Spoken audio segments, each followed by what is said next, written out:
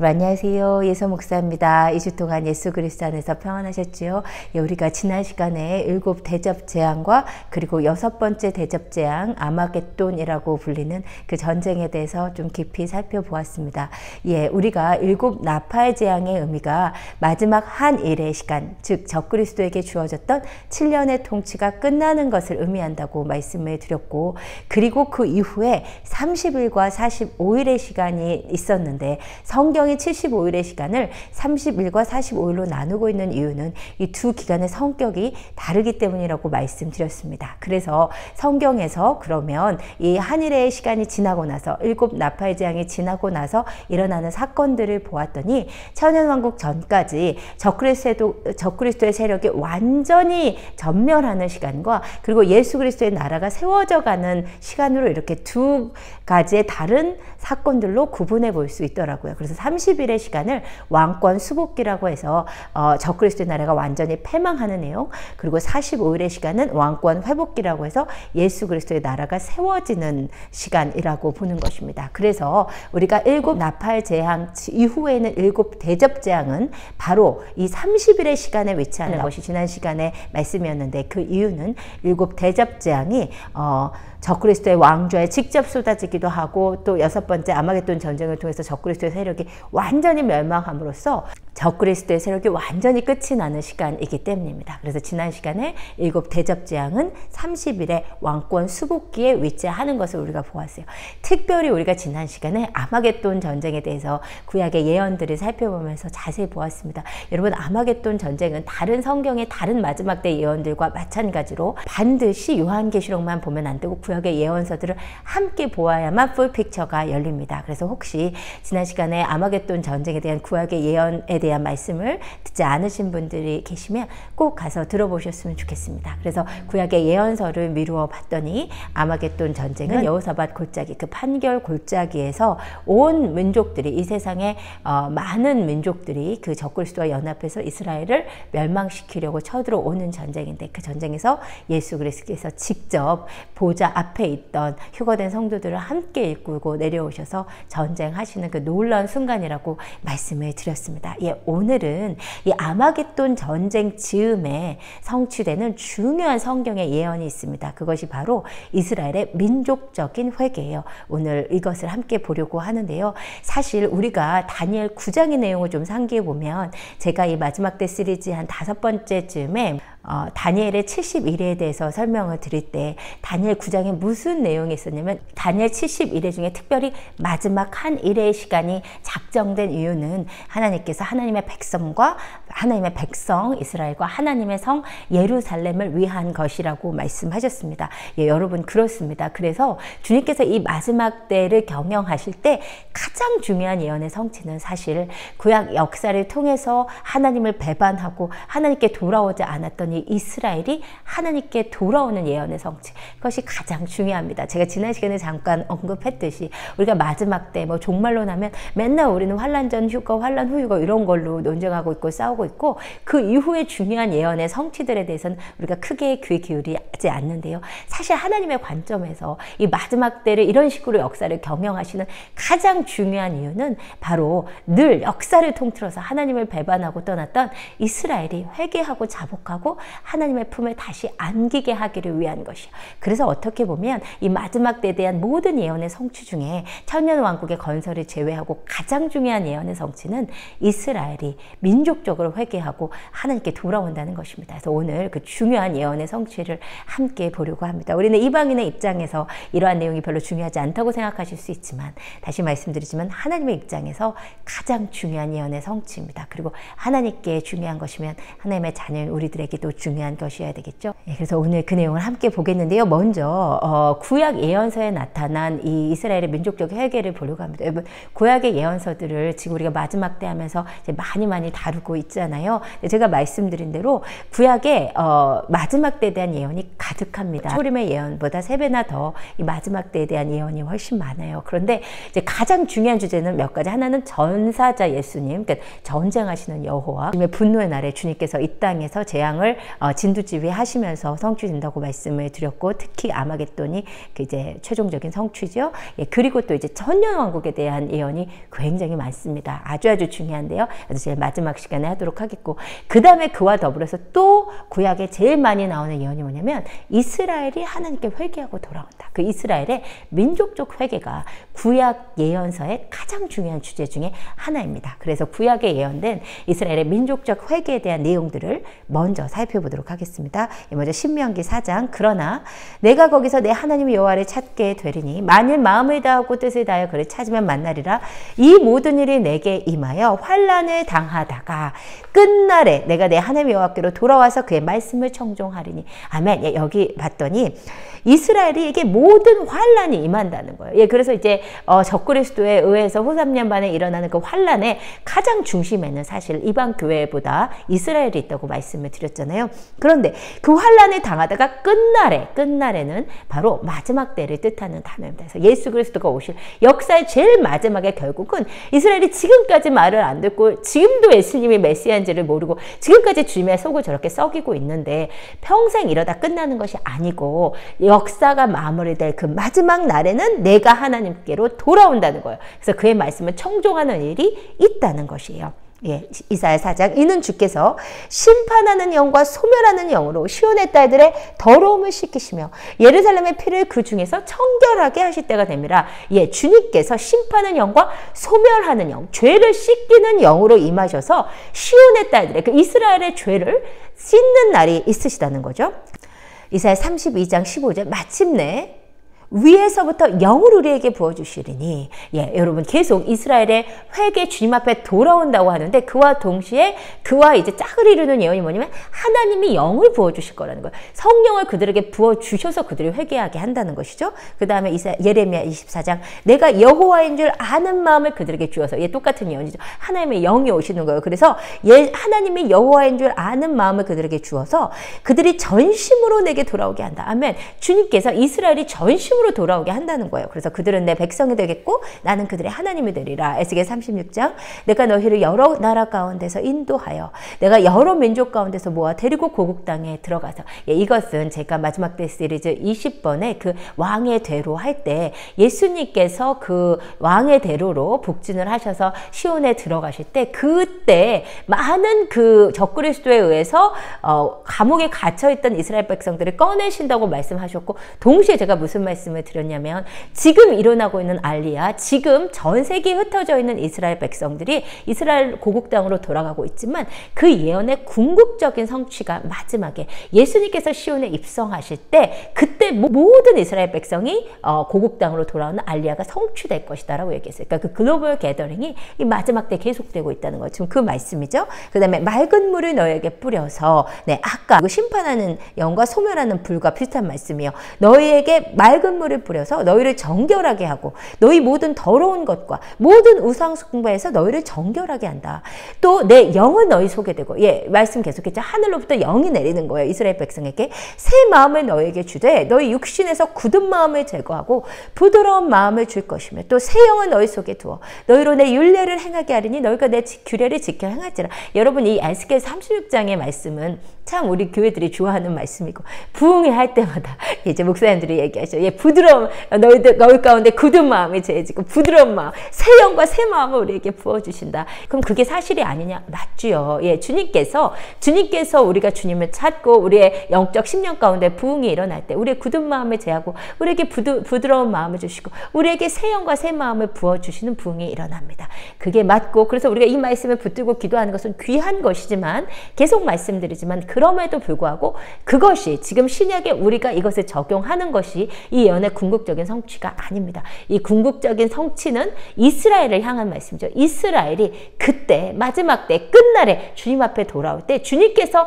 이스라엘이 지금까지 굳은 마음 가운데 있는데 주님께서 그들에게 부드러운 마음을 주시고 새 영과 새 마음을 주실 거라는 예언이에요. 그때 궁극적으로 이 예언이 성취가 되는 거죠.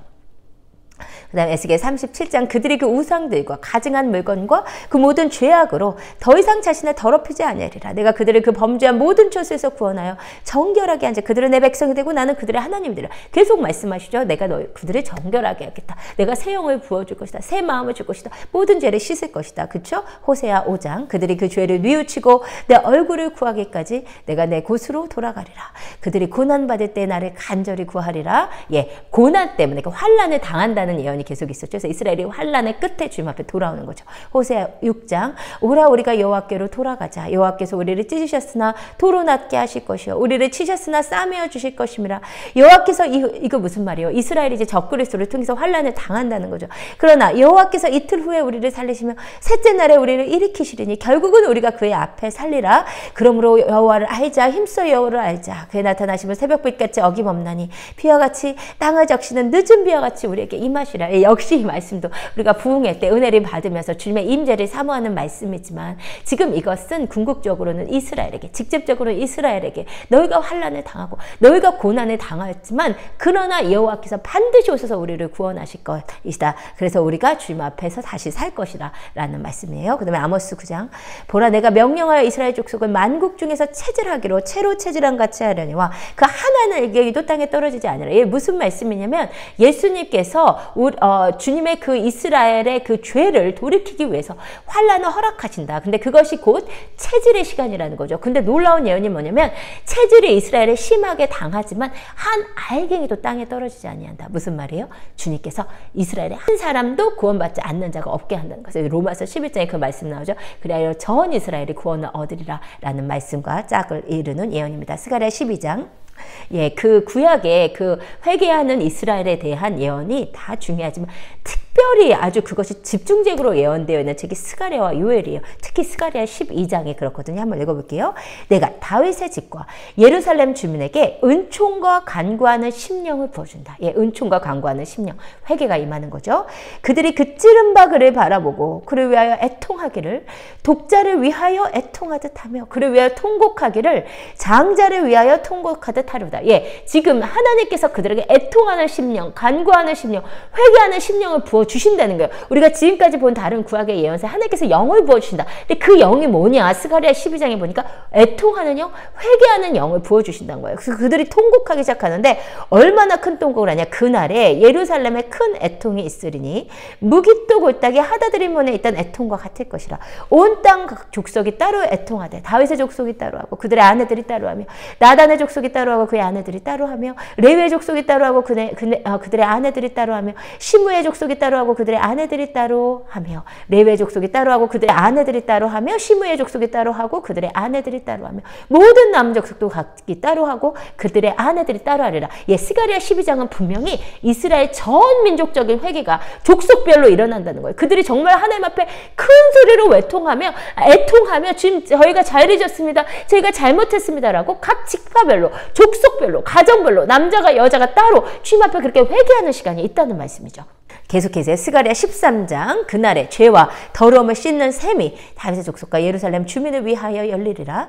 만군의 여호와가 말하노라. 그날에 내가 우상의 이름을 이 땅에서 끊어서 기억도 되지 못하게 할 것이며 거짓 선지자와 더러운 귀신을 이 땅에서 떠나게 할 것이라. 그러니까 이스라엘이 진짜 이 12장에서 그 족속별로 그 지파별로 주님 앞에 아주 큰 애통의 회개가 있어요. 그 다음에요. 스가랴 13장에 주님께서 그 회개를 받으시고 그들의 죄를 씻어요. 그들의 우상 숭배의 죄, 그들의 더러운 귀신의 죄, 그들의 사술의 죄, 그들을 끊으시는데 어떤 일이 일어나지 보세요. 3절 사람이 아직도 예언할 것 같으면 그 낳은 부모가 그에게 이르기를 내가 여호와 이름을 빙자하여 거짓말을 하니 살지 못하리라 하고 그 낳은 부모가 그를 예언할 때 칼로 그를 찌르라. 무슨 말이야? 여기서 예언은 성령을 통해서 하는 예언이 아니라 귀신, 사술 행위로 예언하는 자들을 이제 그들이 다 회개를 하고 죄로 인한 각성이 일어나서 만약에 아들이 우리가 지금 이스라엘이 전부 다 회개하고 있는데 어떤 아들이 일어나서 아직도 귀신의 영으로 예언을 한다. 사술 행위를 한다. 그러면 부모가 그 죄에 대한 각성으로 너가 어떻게 감히 하나님의 이름으로 귀신을 통해서 예언을 하냐?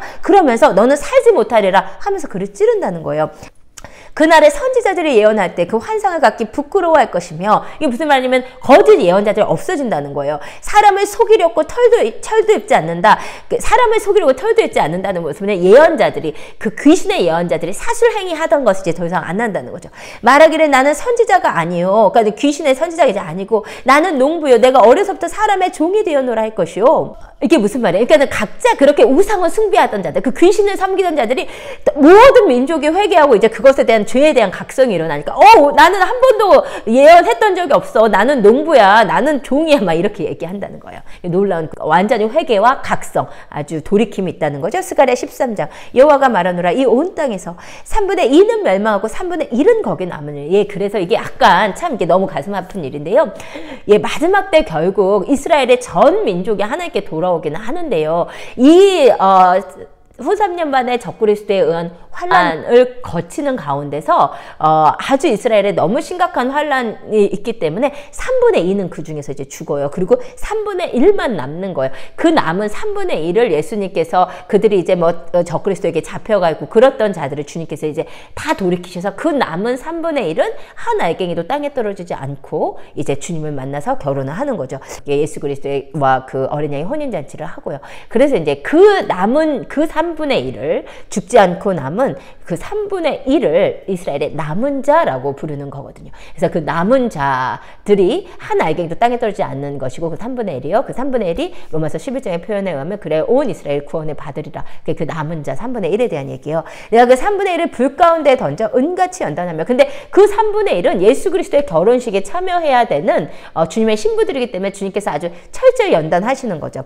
금같이 시험할 것이라. 그들이 그 내 이름을 부르리니 내가 들을 것이며, 나는 말하기를 이는 내 백성이라 할 것이요 그들은 말하기를 여호와는 내 하나님이시라 하리라. 예, 여기까지 우리가 구약에 그 이스라엘이 하나님께로 돌아온다, 하나님께서 그들에게 새 영과 새 마음을 주어서 회개하게 하고 그들을 하나님께 돌이키게 한다는 예언이 많이 나오는 것을 보았습니다. 이것에 대한 신약의 중요한 또 예언이 있지요. 바로 제가 계속 말씀드린 로마서 11장인데요. 형제들아 너희가 스스로 지혜있다 하면서 이 신비를 너희가 모르기를 내가 원하지 아니하노니, 이 신비는 이방인의 충만한 수가 들어오기까지 이스라엘의 더러는 우둔하게 된 것이라. 그리하여 온 이스라엘이 구원을 받으리라. 예, 전 이스라엘의 주님 앞에 회개하고 구원을 받는 거죠. 기록된 바 구원자가 시온에서 오사 야곱에게서 경건하지 않은 것을 돌이키시겠고, 예, 분명히 구약의 예언처럼 예수님께서 그들의 경건하지 않는 것을 돌이키는 시간, 회개하게 하는 시간이 있다는 거죠. 내가 그들의 죄를 없이 할 때 그들에게 이루어진 내 언약이 이것이라 함과 같으니라. 예, 그래서 전는 자가 오셔서 이스라엘의 죄를 돌이키는 것이 있다는 것이 신구약의 공통적인 예언이었습니다. 예, 그러면 이제 우리의 질문은 뭐냐면, 이스라엘의 민족적인 회개가 과연 언제 일어나는가 하는 것이에요. 이것에 대한 약간 힌트와 같은 몇 가지 구절들이 있어요. 그 구절들 좀 살펴보겠는데요. 첫 번째 이제 스가랴 12장입니다. 제가 아까 구약에 예언된 이스라엘의 민족적 회개하면서 말씀을 드렸는데, 구약에 많은 이스라엘의 민족적 회개에 대한 말씀이 있지만 그것에 대한 가장 구체적인 예언은 스가랴 12장이라고 말씀드렸잖아요. 근데 거기서 어떤 구절이 나오냐면, 보라 내가 예루살렘으로 그 사면 모든 민족에게 취하게 하는 잔이 되게 할 것이라. 아마겟돈 전쟁에 대한 예언이었잖아요. 그래서 보세요. 예루살렘이 에워싸일 때 유다에까지 이르리라. 지난 시간 한 말씀이죠. 그날에는 내가 예루살렘을 모든 민족에게 무거운 돌이 되게 하리니 그것에 드는 모든 자는 크게 상할 것이라. 천하 만국이 그것을 치려고 모으리라. 즉 스가랴 12장에 지금 아마겟돈 전쟁, 우리가 지난 시간에 이 말씀 했잖아요. 아마겟돈 전쟁에 대한 예언을 하고 있어요. 그러면서 4절에 뭐라고 말씀하시냐면, 여호와가 말하노라 그날에 내가 모든 말을 쳐서 놀라게 하며 그 탄자를 쳐서 미치게 하되 유다 족속은 내가 돌보고 모든 민족의 말을 쳐서 눈이 멀게 하리니. 지난 시간에 어떤 말씀이었냐면, 결국 예수님께서 아마겟돈 전쟁에 오셔가지고 이스라엘의 군대들은 보호하시고 이방 군대, 적그리스도의 군대를 치신다는 거죠. 근데 이제 그 다음 보세요. 그때 이제 5절 중요해요. 유다의 우두머리, 즉 이스라엘 군대 리더들이 깨닫는 거예요. 그때 마음속에 이르기를 예루살렘 주민이 그들의 하나님 만군의 여호와로 말미암아 힘을 얻었다. 지금 누가 지금 이 이길 수 없는 전쟁에서 도와주고 계신데 점점 전쟁 중에 깨닫는 거예요. 우리가 만군의 여호와 하나님의 힘을 얻고 있구나. 그들이 이제 깨닫기 시작한다는 거예요. 지금 망하기 일부 직전인데 아마겟돈으로. 그러면서 보세요. 6절 그날에 내가 유다 지도자들을 나무 가운데 화로 같게 하며 곡식단 사이에 횃불 같게 하리니 그리고 좌우에 에워싼 모든 민족들을 불살할 것이요. 그러니까 하나님께서 이스라엘 군대를 강하게 하셔가지고 막 불구덩이가 나무들을 사르듯이 막 놀라운 능력으로 적군을 막 물리치게 한다는 거죠.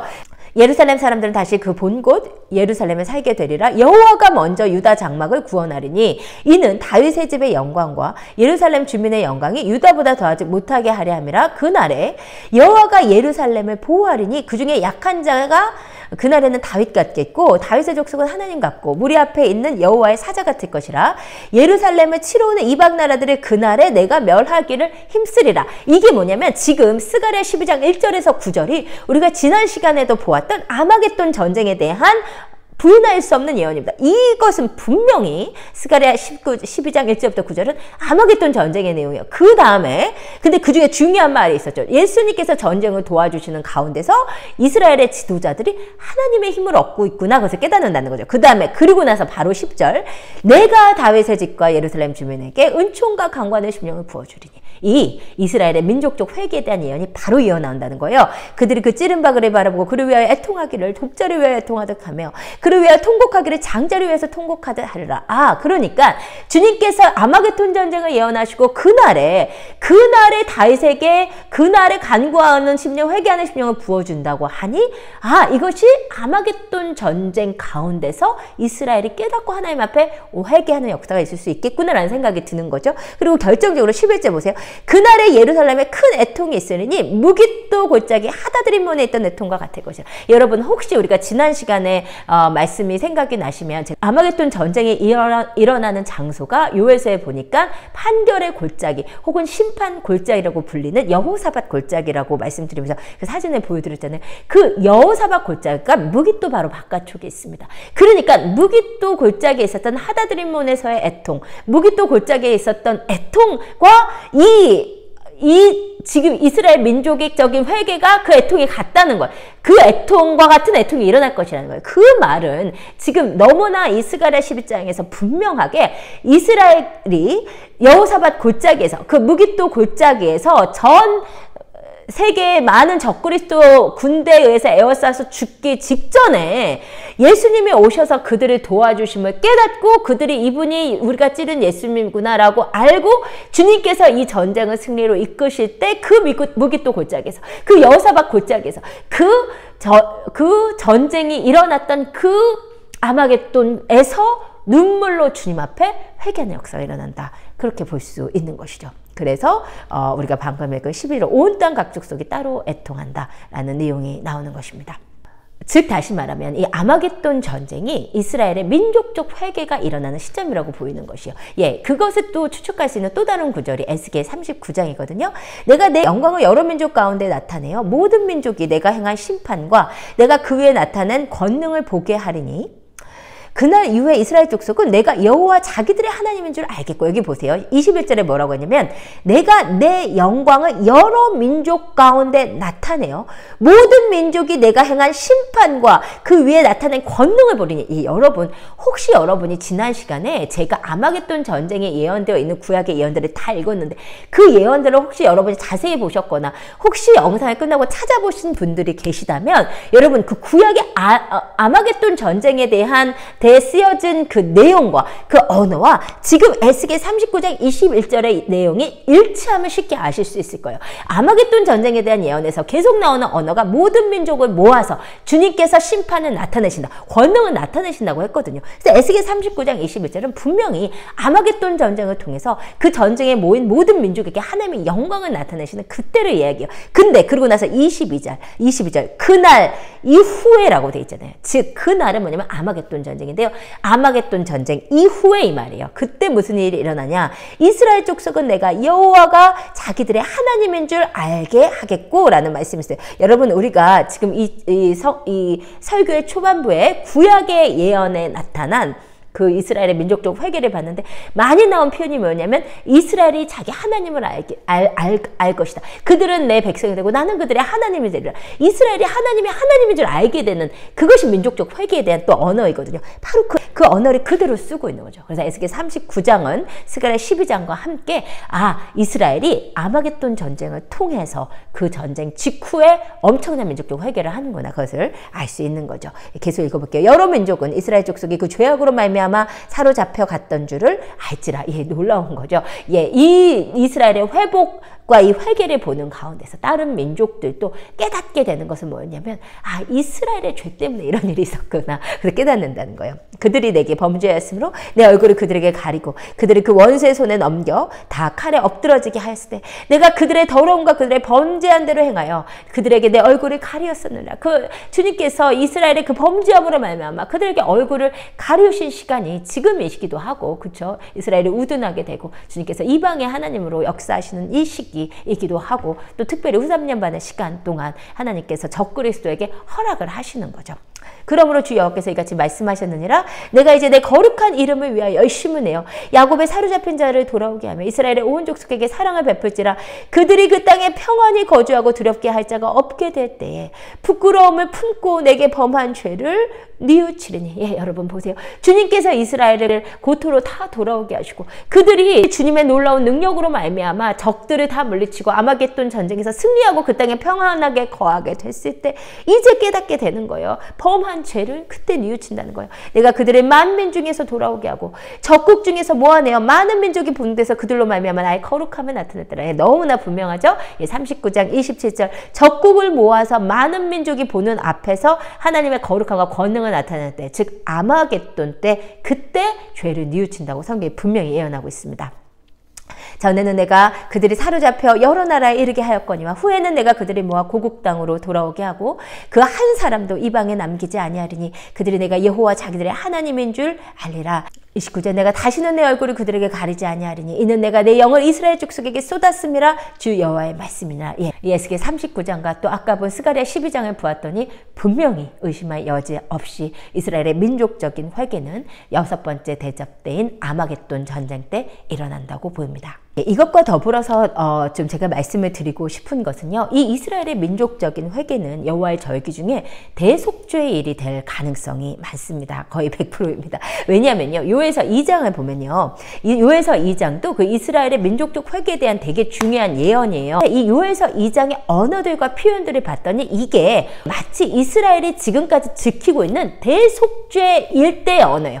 대속죄 일에 대한 얘기 같아요. 근데 이것이 이스라엘의 민족적 회개에 대한 내용이거든요. 그래서 이 요에서 2장을 미루어 보아도 아마 이스라엘의 민족적 회개가 레위기 23장에 있는 여호와의 7절기 중에서 6번째 절기인 대속죄일에 일어날 것으로 보여요. 요에서 2장 먼저 읽어볼게요. 12절 여호와의 말씀에 너희는 이제라도 금식하고 울며 애통하고 마음을 다하여 내게로 돌아오라. 여러분, 이 이스라엘이 대속죄일에 뭐를 하냐면요, 금식을 하면서 주님 앞에 회개하거든요. 그 언어예요. 너희는 옷을 찢지 말고 마음을 찢고 너희 하나님 여호와께로 돌아올지어다. 그는 은혜로우시며 자비로우시며 노하기를 더디하시며 인애가 크시사 뜻을 돌이켜 재앙을 내리지 아니하시나니. 보세요. 요에서 2장 14절 주께서 혹시 마음과 뜻을 돌이키시고 그 뒤에서 복을 내리사 너희 하나님 여호와께 소제와 전제를 드리게 하지 아니하실는지 누가 알겠느냐.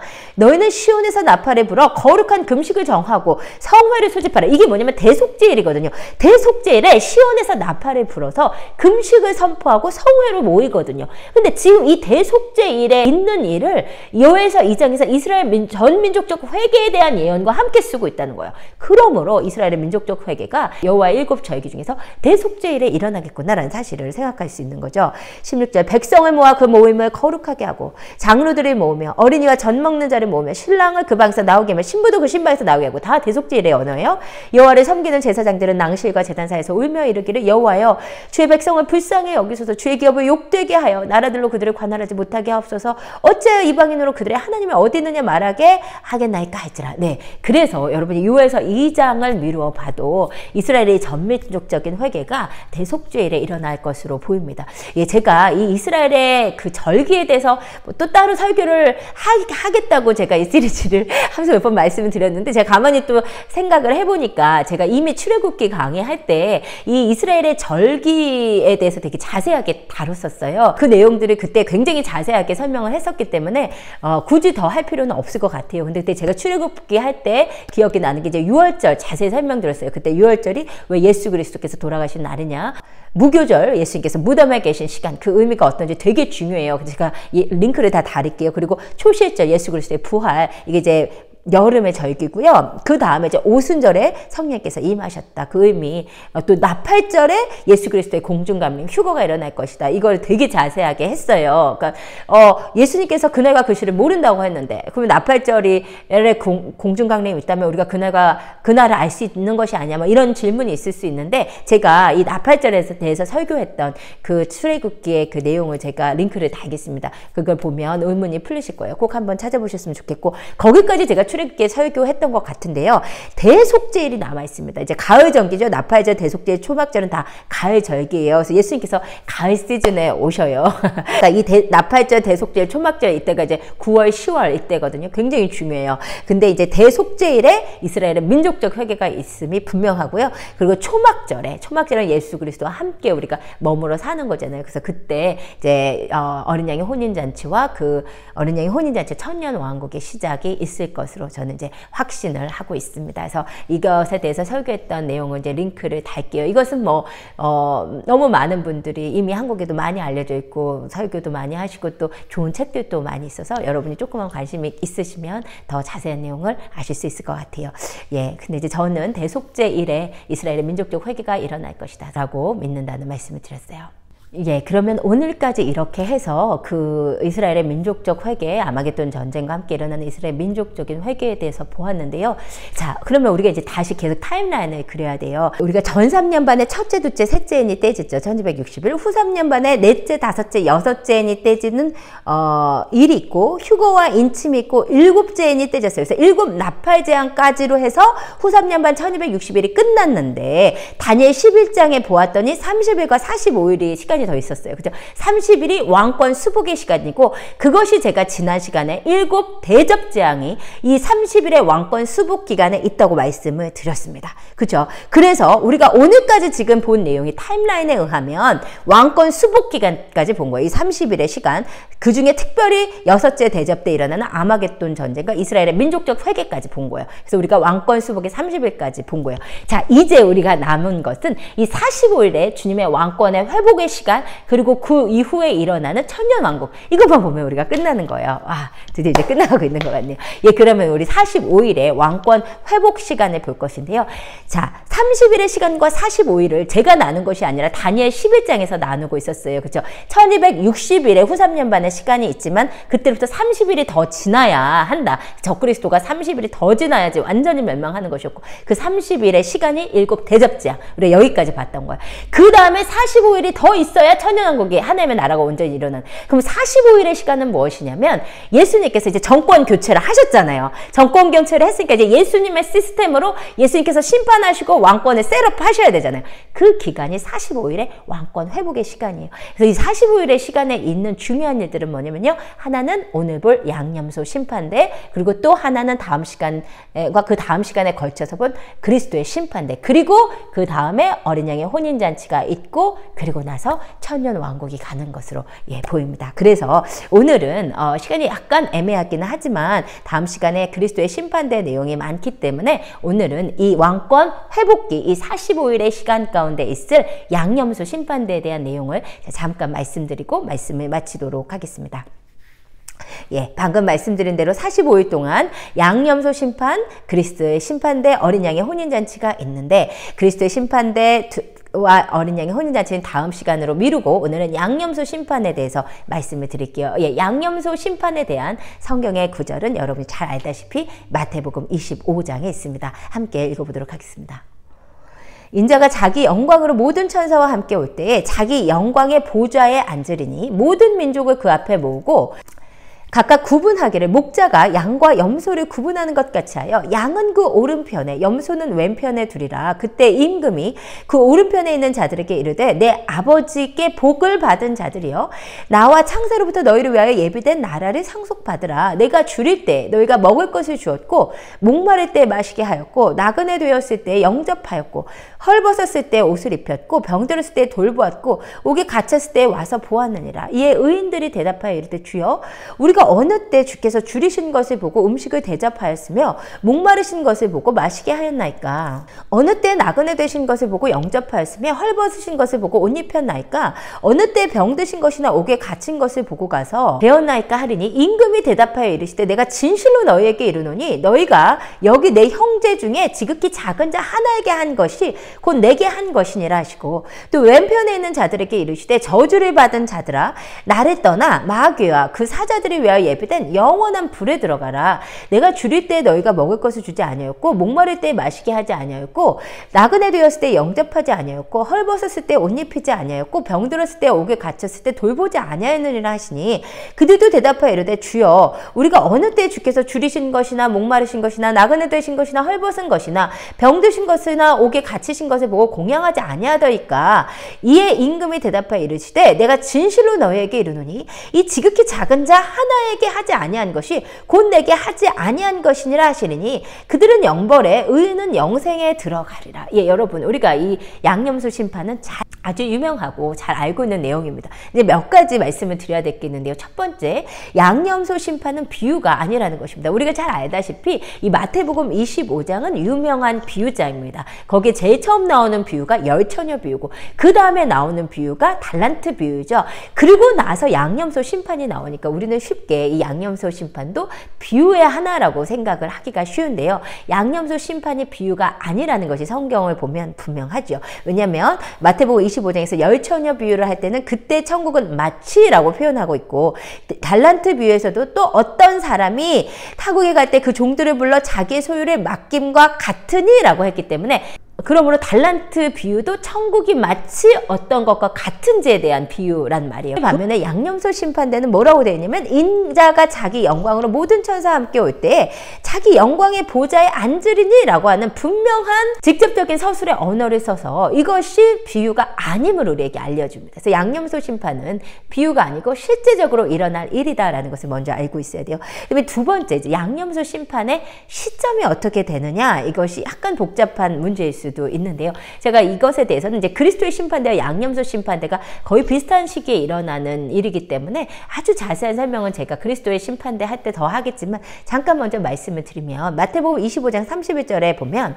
예수님께서 이 양념소 심판대가 있는 시간에 대해서 인자가 자기 영광으로 모든 천사와 함께 올 때라고 말씀하셨단 말이에요. 인자가 자기 영광으로 모든 천사와 함께 올 때라고 말씀하셨다면 그러한 표현이 쓰인 다른 구절들을 찾아보아야 되죠. 그랬더니요, 마태복음 16장 1절에서도 인자가 아버지의 영광으로 그 전상과 함께 올 때라고 말씀하셨고, 마태복음 24장 30절에 휴거에 대한 내용을 할 때도 인자가 구름을 타고 큰 능력과 영광으로 온다고 하신 거예요. 여러분, 그래서 성경에서 큰 영광, 인자가 영광으로 천사와 함께 온다는 그 구절은 휴거 때에만 해당하는 내용도 아니고요, 아마겟돈 전쟁에만 해당하는 내용도 아니고요, 파루시아 기간 전체를 의미하는 전형적인 표현입니다. 무슨 말이냐면요, 마태복음 24장 30절에서 성도들을 휴거시키기 위해 공중에 나타나실 때부터 예수님이 적그리스도를 멸하시기 위해 이 땅에 계시는 나팔재앙, 대접재앙, 그리고 요한계시록 19장에서 아마겟돈 전쟁을 위해서 이 땅에 오신 후 이 땅에 천년왕국을 일으키실 때까지의 그 전체 시간, 우리가 그것을 파루시아라고 배웠죠. 그 파루시아 전체 시간을 가르치는 개념이 인자가 영광의 천사들과 함께 올 때예요. 이 양념소 심판에 대해서 인자가 자기의 영광으로 모든 천사와 함께 올 때라고 말씀을 하셨다면 그 시점은 휴거의 시점이라고 특정할 수도 없고 아마겟돈의 시점이라고 특정할 수도 없고 휴거부터 천년왕국이 있는 그 파루시아 전체의 기간 중 어느 한 기간이라는 말이에요. 성경이 양념소 심판이 파루시아의 어느 한 기간에 열린다고 말씀하고 계신 것이지 그 파루시아 기간 중에 어떤 시점이라고는 특정하지 않고 있음을 뜻하는 것입니다. 그러므로 이 파루시아 기간 중에 양념소 심판이 언제 일어날 것인지는 우리의 해석의 여지가 있는 부분이에요. 뭐 휴거 때 양념소 심판이 있을 것이다, 이렇게 볼 수도 있는 것이고, 아마겟돈 전쟁 때 양념소 심판이 있을 것이다, 이렇게 볼 수도 있는 것인데, 파루시아 기간 동안에 제가 성경을 보는 관점에서 30일의 시간은 왕권 수복의 기간이었지만 45일의 시간이 있잖아요. 그것은 왕권 회복의 기간이었습니다. 뭐예요? 무엇이었냐면 천년왕국이 시작하기 전에 예수님이 왕권을 확립하시는 시간, 아마 그 45일의 시간에 그리스도의 심판대와 오늘 보는 양념소 심판대가 있을 것이라고 보고, 그렇게 보는 것이 저는 가장 합당하다고 생각합니다. 선언합니다. 결론적으로 한번 정리해서 말씀드리면 인자가 자기 영광으로 천사들과 함께 올 때 양념소 심판이 있다고 말씀하셨는데 그 기간이 휴거 때부터 천여왕국 시작 전까지 어떤 시점인지는 성경이 특정하지 않고 있다. 왜냐하면 그 구절 자체가 파루시아 기간 전체를 통칭하는 단어이기 때문에 그래서 양념소 심판을 그 시간 중에 어떤 시간으로 특정하는 것은 해석의 여지가 있는데 저의 개인적인 관점으로서는 천년왕국 건설 전 45일의 시간, 왕권을 확립하는 그 시간 가운데 아마겟돈 전쟁 다 끝나고 적그리스도 세력이 완전히 멸하고 이스라엘이 다 돌아오고 나서 천년왕국이 시작하기 전에 주님께서 양과 염소를 가르는 심판이 있다고 보는 것이 가장 합당하다고 생각을 하는 것입니다. 예, 그 다음으로 볼 내용은 양념소 심판의 대상이 누구냐 하는 것이요. 이제 이게 굉장히 중요한 내용이 되겠죠. 우리가 양념소 심판이 지극히 작은 자가 병들었을 때, 지극히 작은 자가 뭐 옥에 갇혔을 때, 뭐 그럴 때 섬겼느냐 안 섬겼느냐 그것을 기준으로 양과 염소로 갈려지는 심판인 것은 알고 있는데 그렇다면 이것의 대상이 누구인가? 우리도 해당이 되는 내용인가? 그런 것이 굉장히 중요한 내용이 되겠죠. 근데 그 양념소 심판의 대상이 마태복음 25장 32절에 분명히 나타나 있습니다. 한번 읽어볼게요. 인자가 자기 영광으로 모든 천사와 함께 올 때 자기 영광의 보좌에 앉으리니 모든 민족을 그 앞에 모으고 각각 구분하기를 목자가 양과 염소를 구분하는 것처럼 한다는 거예요. 그러니까 주님께서 모으는 자들은 모든 민족을 모으는 것이요. 자, 어떤 내용이냐면 사실 이 양과 염소의 심판대가 진짜 내가 대상인 것인지 아닌지를 정말 알고 싶어서 성경을 많이 찾아봤어요. 왜냐하면 만약에 예수님께서 나에게 작은 자를 섬겼는지 섬겼지 않는지에 대한 그 기준으로 저를 양과 염소로 나눈다면 저는 진짜 열심히 그 작은 자들, 힘든 자들을 막 섬기고 더 열심히 당연히 해야 되는 거지만 더 해야 되는 거잖아요. 그래서 이게 진짜 양염소 심판대가 누구에 대한 것인지를 정말 알고 싶었는데요. 제가 이제 성경과 구약의 예언들을 찾아보면서 이 양과 염소의 심판대가 무엇인지를 확실히 알 수 있었어요. 예, 이 양과 염소의 심판대는 휴거되었던 성도들을 대상으로 하는 심판이 아닙니다. 휴거되어 있던 성도들은 이 이후에 그리스도의 심판대에서 주님 앞에 잘했는지 잘못했는지에 대한 상을 받아요. 여기에서 제가 중요한 내용을 잠깐 좀 껴서 말씀드리면 우리가 양념소 심판, 그리스도의 심판, 똑같이 심판이라는 단어를 쓰고 있기 때문에 그리스도의 심판대 역시 잘못하면 뭐 지옥으로 나가 떨어지는 그런 개념으로 생각을 하는데요. 사실 그리스도의 심판대에서 심판은 베마라는 헬라어로 베마라는 성경적인 용어이고요. 양념소 심판대는 우리가 양념소 심판이라고 부르지만 사실 성경에 양과 염소를 구분한다고 했지 양념소 심판이라고 표현하지는 않았습니다. 그리스도의 심판대에서 말하는 심판대는 헬라어로 베마인데요. 제가 다음 시간에 다시 말씀드리겠지만 잘못한 자에게 벌을 주는 장소가 아니고 우리가 운동 경기를 할 때 예를 들어 우리 김연아 선수가 피겨스케이팅을 할 때 심판석에 앉아서 점수를 매기고 금운동 상을 주잖아요. 그 개념이 바로 베마거든요. 그 심판 저지들이요. 그 개념의 그리스도의 심판대고, 그러니까 상을 주는 장소이고, 양념소 심판대는 우리가 양념소 심판대라고 부르지만 성경이 양념소 심판대로 부르지 않고 양과 염소를 가르는 장소이다. 전혀 다른 장소로서 이 양념소 심판대에서는 악인에 대한 형벌이 있는 심판이에요. 그런데 그리스도의 심판대는 상을 주는 장소이다. 그래서 우리가 더 이해하기 쉬운 개념으로서는 양과 염소를 가르는 심판석이 있고 또 그리스도의 시상대가 있다. 이렇게 생각하는 것이 훨씬 좋겠습니다. 휴거된 성도들은 더 이상 주님 앞에 형벌을 받는 것이 아니라 그리스도의 심판대에서 자기가 각각 행한 것에 따라서 상을 받아요. 그런데 양염소 심판대에 서는 사람들은 누구냐면 그리스도의 성도들은 휴거되었었고 주님과 함께 아마겟돈으로 내려왔고요. 그렇죠? 아마겟돈 전쟁을 통해서 전 이스라엘이 스가랴 2장에서의 그 무기또 골짜기의 그 통곡과 같은 애통함과 애곡함으로 예수 그리스도께 회개하고 돌아왔어요. 그리고 적그리스도의 세력, 마귀에게 동조했던 그 수많은 세력들은 아마겟돈 전쟁을 통해서 지옥불에 떨어졌어요. 그렇죠? 그리고 나서 그 외의 사람들. 그러니까 아마겟돈 전쟁을 통해서 이미 죽은 자들 말고, 그쵸? 지옥불에 떨어진 그 적그리스도의 세력들 말고, 휴거되고 주님 앞에 있었던 교회들이나 주님 앞에 회개한 이스라엘 말고, 그 외 모든 사람들이 주님 앞에서 양과 염소로 심판을 받는 것이다. 여러분, 그렇게 아시면 되겠습니다. 그래서 양념소 심판대는 휴거되었던 성도들이나 이스라엘 민족을 대상으로 하는 것이 아닌 모든 이방 민족, 모든 이방 사람들을, 그러니까 교회와 이스라엘이 아닌 모든 세상 사람들을 대상으로 하는 심판이에요. 내용은 어떻게 되냐? 우리가 잘 알죠. 예수님께서 너는 내가 줄였을 때 먹을 것을 주었고 목말랐을 때 마실 것을 주었고 내가 옥에 갇혔을 때 돌아보였고 그러므로 너희들은 영생에 들어가 라고 주님께서 말씀하신 거예요. 그러면서 이제 양을 가르시고 또 염소들한테는 내가 줄일 때 먹을 것도 안 줬고 목마를 때 마실 것도 안 줬고 옥에 갇혔을 때 돌아보지도 않았고 병들 때 돌아보지도 않았다. 그러므로 너희는 마귀와 그의 사자들을 위해서 예비한 영원한 불에 영벌에 떨어지라는 거예요. 그러니까 이제 적그리스도와 거기에 있는 마귀들, 적그리스도와 거짓 선지자가 있는 그 영원한 땅속 불못이겠죠. 그러니까 지금 이제 의인들이 어머 주님 저희가 언제 주님을 그렇게 했습니까? 라고 물어볼 때 주님께서 뭐라고 말씀하셨냐면 너희가 여기 내 형제 중에 지극히 작은 자 하나에게 한 것이 곧 내게 한 것이다. 여기에 있는 내 형제들에게 한 것이 나한테 한 것이고 여기 있는 이 형제들한테 하지 아니한 것이 나에게 하지 아니한 것이라고 말씀하시는 거예요. 자, 여러분 그렇다면 양념소 심판대 내용은 뭐냐면 주님께서 작은 형제 하나에게 어떻게 대했느냐에 따라서 하시는 심판이라는 거죠. 그럼 여기서 우리가 생각을 해봐야 될 게 내 형제 중, 예수님의 형제 중 지극히 작은 자 하나에게 한 것에 대한 심판인데 그러면 예수님의 형제가 과연 누구인가를 생각해 봐야 되죠. 여러분 그것을 우리가 성경 가운데서 알 수 있습니다. 마태복음 12장이에요. 예수님께서 설교를 하고 계시는데 예수님의 어머니와 예수님의 형제들이 예수님 찾으러 왔었죠. 그때 예수님이 뭐라고 하셨냐면 말하던 사람에게 대답하여 이르시되 누가 내 어머니며 내 동생들이냐 하시고 손을 내밀어 제자들을 가리켜 이르시되 나의 어머니와 나의 동생들을 보라. 누구든지 하늘에 계신 내 아버지의 뜻대로 하는 자가 내 형제요 자매요 어머니니라. 아멘. 예, 여러분 여기서 이제 분명하게 주님께서 누구를 형제라고 부르냐면 주님의 뜻대로 하는 자.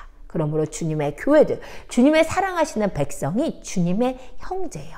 예, 여러분 그렇다면 이제 양념소 심판대의 의미를 분명하게 알게 된 것이요. 양념소 심판대는 사실 어떤 거냐면요. 양념소 심판에 대해서 데살로니가 후서 1장의 말씀이 양념소 심판에 대한 말씀이에요. 너희로 환난을 받게 하는 자들에게는 환난으로 갚으시고 환난을 받은 너희에게는 우리와 함께 안식으로 갚으시는 것이 하나님의 공의시니 즉 예수께서 자기의 능력의 천사들과 함께 하늘로부터 불꽃 가운데 나타나실 때에 하나님을 모르는 자들과 우리 주 예수의 복음에 복종하지 아니하는 자들에게 형벌을 내리시리니 이런 자들은 주의 얼굴과 그의 힘의 영광을 떠나 영원한 멸망의 형벌을 받으리로다. 예, 여러분 이 데살로니가 후서 1장 7절에서 주님께서 자기 능력의 천사들과 함께 하늘로부터 불꽃 가운데 나타나신다고 했잖아요. 우리가 지난 시간에 아마겟돈에 대한 구약의 예언을 보면 주님께서 불꽃 가운데 임하셔서 불로 사르시는 말씀 되게 많이 나와요. 그러니까 데살로니가 후서 1장 7절은 아마겟돈에 대한 얘기거든요.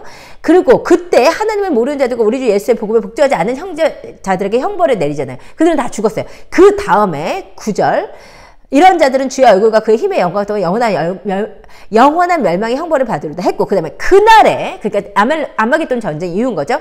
그가 강림하사 그의 성도들에게 영광을 받으시고 모든 믿는 자에게 놀랍게 여김을 얻으시느니 이는 우리의 증거가 너에게 믿어졌습니다. 그러니까 아마겟돈 전쟁 때 주님께서 오셔서 영광을 나타내시는데 그러면서 뭐라고 말씀하시냐면 너희로 환난받게 하는 자에게 환난으로 갚으시고 환난을 받은 너희에게는 안식으로 갚으시는 것이 하나님의 공의시다.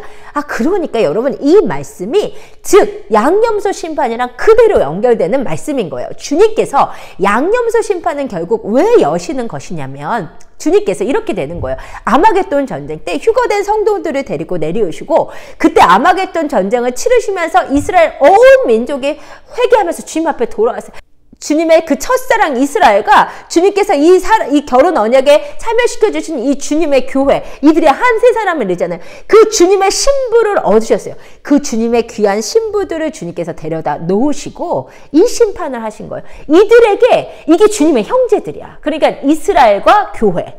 단지 이스라엘만이 아니라 이스라엘과 교회가 모두 주님의 뜻대로 행하는 주님의 신부예요. 주님의 형제예요. 이들을 환난 받게 한 자에게 환난으로 갚으세요. 그게 염소들이에요. 그리고 주님께서 환난 받은 우리에게는 이제 안식으로 갚으시는 거죠. 이게 천년왕국이죠. 그래서 양염소 심판대는 정말로 이렇게 열리는 거예요. 제가 상상을 해보시면 정말 주님께서 많은 모든 이방민족을 다 모으시고, 그러니까 이 세상 사람들 다 모으시는 거예요. 그리고 그 앞에 주님의 이 곁에 이스라엘과 이 주님의 교회를 놓고, 이 이스라엘과 교회에게 이 7년 동안 적그리스도가 엄청 핍박을 쏟아부었잖아요. 이들을 핍박하고 이들을 환난받게 한 자들은 염소로, 그리고 이들에게 선을 베풀었던 자들을 양으로 주님께서 가르시는 거예요. 그러면 주님을 믿는다고 구원이 아니었냐, 이런 질문을 하실 수 있지만, 제가 믿기는 그 적그리스도의 통치 가운데, 그리고 그 이후의 시간을 지나는 동안 적그리스도의 통치 가운데서 이 교회와 이스라엘에게 선을 베푼 자들은 주님을 믿을 수 있는 여지가 있었던 자들이고, 이들이 나팔 재앙과 대접 재앙을 거치면서, 특히 아마겟돈을 거치면서 주님의 권능을 보고, 이들이 주님을 미리 믿어 휴거된 자들은 아니었고 이스라엘 민족이 아니더라도 예수님을 구주로 영접하게 된다고 믿고, 그 회개한 10년 가운데서 이들이 천년왕국으로 함께 들어간다고 보는 것입니다. 예, 이것이 바로 양염소 심판대였습니다. 양염소 심판대에 대한 그 설명도 설명이나 연구도 너무너무나 제각각 엇갈려서 제가 이 부분에 특히 기도를 너무너무나 많이 했어요. 기도를 많이 하는 가운데서 주님께서 말씀들을 깨우쳐 주시고, 또 말씀들 또 생각나게 하시고, 그래서 제가 주님께서 기도 중에 떠올려 주신 말씀들을 막 찾아보면서 제가 이런 식으로 양염소 심판대를 정리를 했는데, 예, 저는 이것이 맞는 양염소 심판에 대한 해석이라고 믿습니다. 예, 오늘은 그래서 아마겟돈 전쟁 직후에 일어나는 이스라엘의 민족적 대회개와 나팔 재앙이 끝나고 45일의 왕권 회복기 가운데 있는 이 양염소 심판에 대해서 살펴봤습니다. 예, 다음 시간에서는 이제 이 45일의 시간 가운데 있는 두 번째 사건, 그리스도의 심판대에 대해서 함께 말씀을 보겠습니다. 말씀드린 대로 양염소 심판은 이스라엘과 교회에게 어떻게 했느냐에 따라서 양과 염소로 갈리고, 염소는 이제 지옥불에 떨어지는 것이고, 양들은 영생에 이 천년왕국에 함께 회개한 심령으로 들어가는 거죠. 이제 예수님을 구주로 믿으면서요. 그런데 이제 그 다음에 이제 그리스도의 심판대는 휴거된 성도를 대상으로, 주님의 백성들을 대상으로 주님께 주님을 어떻게 섬겼는지에 대한 심판입니다. 전혀 다른 거죠. 양염소 심판대가 이 세상 사람을 대상으로 하는 것이라면, 바로 이 그리스도의 심판대는 주님의 교회를 향해서 상을 주시는 놀라운 장소입니다. 그것에 대해서 너무나 중요한 내용인데요. 다음 시간에 여러분과 함께 나누도록 하겠습니다. 여러분 그때까지 성령 충만하시고 주님의 기름 부으심이 여러분의 삶에 충만하시기를 예수 그리스도의 이름으로 축복드립니다. 샬롬 마라나타.